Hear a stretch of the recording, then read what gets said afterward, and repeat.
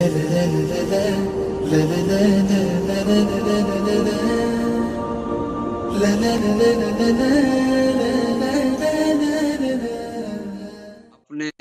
سابقہ خطبوں کی تشریح کی بجائے ان الفاظ کی تلاوت و قراءت اور تشریح کی سعادت حاصل کرتے ہیں جو امیر المومنین علی ابن ابی طالب علیہ السلام نے امام حسن مجتبی علیہ السلام کو بطور نصیحت و وصیت اور ارشاد بیان فرمائے۔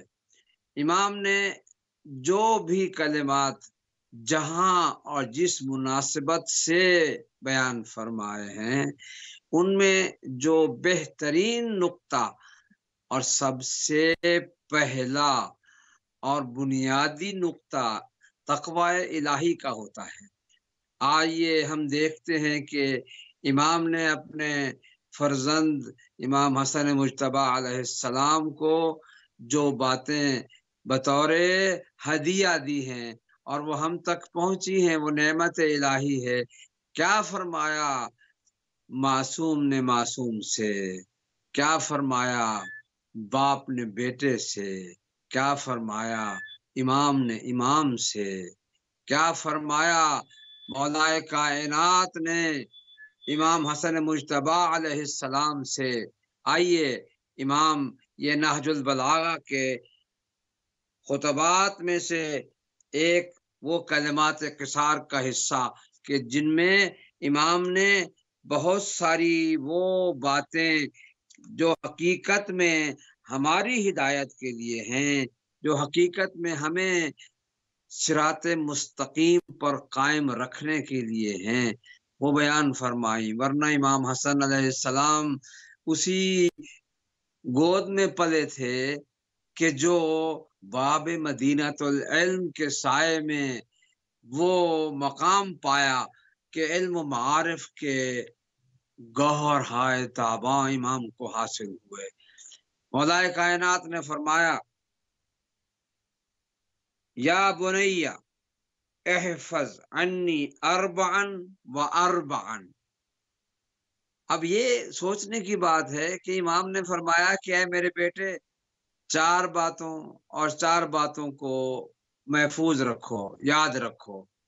اب یہ 8 باتیں کیوں نہیں کہی؟ یہ کیوں نہیں کہا کہ 8 باتوں کو یاد کرو؟ یہ وہ نہایت فصیح نقطہ ہے جو بلاغت اور فصاحت کے ماہرین اس کو سمجھتے ہیں کہ خطاب میں اس طرح سے جب کہا جائے تو اس سے توجہات کو مرکوز کرنا مقصود ہوتا ہے، جو کہ یقیناً ایک لطیف زاویہ فکر اور اسلوب بیان ہے۔ امام فرماتے ہیں کہ اے میرے بیٹے، یا بنیا، بنیا عام طور پر پیارے بیٹے کو الفاظ میں جب کہا جاتا ہے اے میرے پیارے بیٹے، امام فرماتے ہیں احفظ عنی اربعا و اربعا، میری طرف سے ان 4 باتوں کو یاد رکھنا۔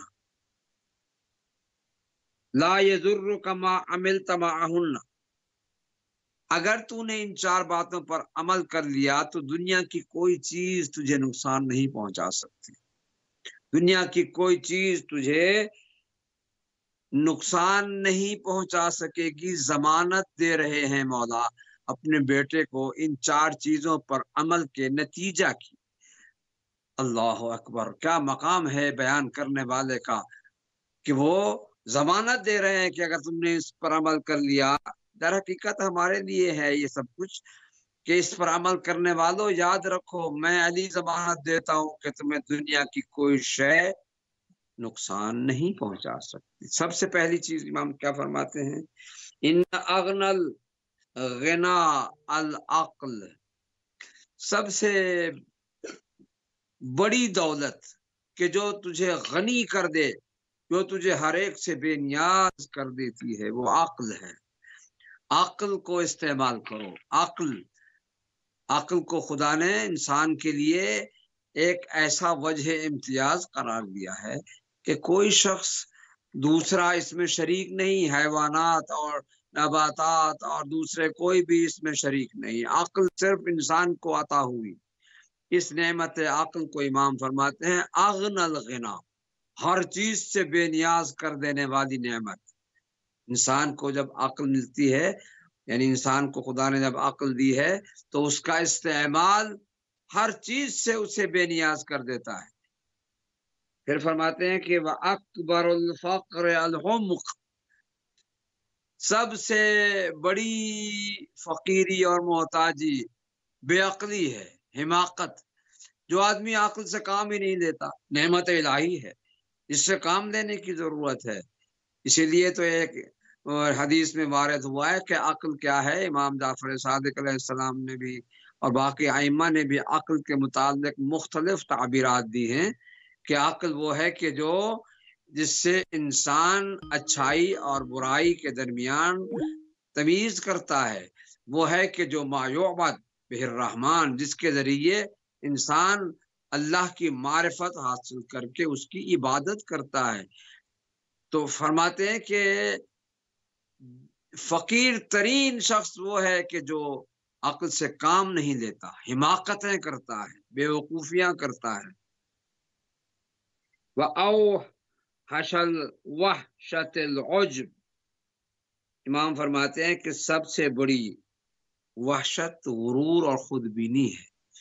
انسان جو تکبر کرتا ہے، غرور کرتا ہے، وہ تنہا رہ جاتا ہے، سب چھوڑ جاتے ہیں اسے۔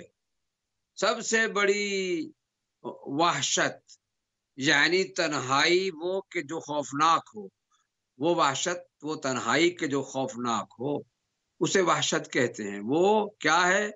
وہ یہ ہے کہ انسان تکبر کرے، غرور کرے، میں بہت کچھ ہوں۔ بھئی تو ہے کیا؟ تیری حیثیت کیا ہے؟ تجھے تو جب پیدا ہوا اتنی بھی طاقت نہیں تھی کہ تو اپنے آپ کو سنبھال سکتا، تو یہ تو سنبھالنے والے اگر نہ سنبھالتے تو دنیا سے جا چکا تھا۔ یہ تو وہ علی تھے کہ جو پیدا ہوئے اور پیدا ہونے کے بعد آنکھیں بند رکھ کے اس وقت تک انتظار کرتے رہے جب تک معلم انسانیت رسول اللہ صلی اللہ علیہ وآلہ وسلم تشریف جب تک نہیں لائے۔ جب آئے تو آنکھیں کھول دی اور پوچھا یا رسول اللہ کیا سناؤں؟ تورات سناؤں، انجیل سناؤں، زبور سناؤں، قرآن سناؤں؟ اس لیے میں کہا کرتا ہوں کہ دنیا والوں اپنے آپ کو ان ہستیوں سے قیاس نہ کیا کرو۔ لا یقاس بنا آل محمد، صاف فرمایا ہے کہ ہمارے ساتھ کسی کا قیاس ہو ہی نہیں سکتا ہے۔ لیکن جو شخص اپنے آپ کو سمجھ جائے تو یقیناً وہ اپنے رب کو سمجھ جائے۔ فرماتے ہیں کہ تکبر نہ کرو، تکبر سب سے بڑی خوفناک تنہائی ہے، وحشت ہے، ڈراؤنا، ایک ڈر، خوف جیسے کسی کو لاحق ہوتا ہے۔ جو تکبر کرتا ہے بالآخر وہ ایسا ہی ہو جاتا ہے۔ امام پھر چوتھی جگہ فرماتے ہیں کہ وَأَكْرَمَ الْحَسَبِ حُسْنُ الْخُلْقِ، لوگ بڑے خاندانی تعلق پر نازاں ہوتے ہیں، فخر کرتے ہیں، کہتے ہیں ہم یہ ہیں، ہمارا تعلق فلاں خاندان سے ہے، ہمارا نسب یہ ہے۔ اور پھر حسب یعنی ذاتی کردار، نسب خاندانی تعلق، حسب یعنی ذاتی کردار۔ امام نے یہاں پر خاندانی تعلق کو ذکر ہی نہیں کیا۔ حقیقت میں انسان کا ذاتی کردار جو ہے، جوہر ذات، وہ کیا ہے؟ حسن خلق، خوبصورت اخلاق، پیارا اخلاق۔ انسان جو بہترین اخلاق رکھتا ہو وہ سب سے مکرم ہوتا ہے، وہ سب سے عزت دار ہوتا ہے، وہ سب سے زیادہ مقام اور منزلت لوگوں کے دلوں میں جگہ پاتا ہے۔ تو گویا امام نے اپنے اس بیان میں ان چار چیزوں کو، آگے چل کر پھر اور بھی بہت تفصیل ہے، وقت نہیں ہے کہ اس کو ہم بیان کریں، لیکن اتنا یہ ضرور بیان کریں گے کہ ان چار چیزوں میں اصول زندگی چھپے ہوئے ہیں، آئین سعادت ہے یہ چار اصول۔